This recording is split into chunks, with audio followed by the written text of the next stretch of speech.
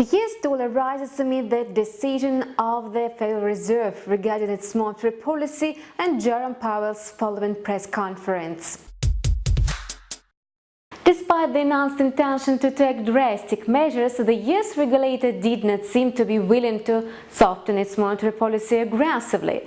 Powell made it clear that the recent rate cut was a prevention move, a mid-cycle correction, and should not be considered as the start of a new long period of reduction.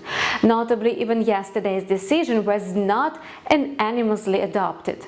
The greenback gained strong momentum after the Fed's news, and the currencies index reached its two-year high.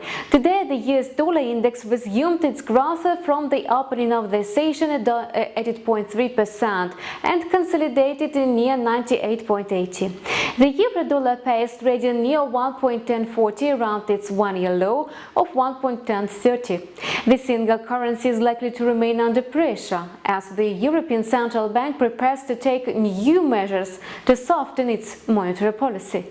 The US ISM manufacturing PMI index is in the spotlight today. It moved completely contrariwise than expected and fell to its lowest since August 2016.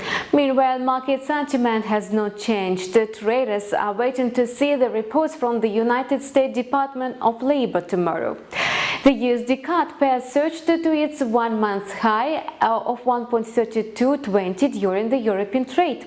By the time the American session opened, the quarter had already touched 1.3240. The pair's growth is triggered by the strengthening US dollar. Besides, the nosedive of oil prices weakened the loonie, leading the pair to its record of June 21st. That's all we have for you today. Have a profitable deals and see you on our channel tomorrow.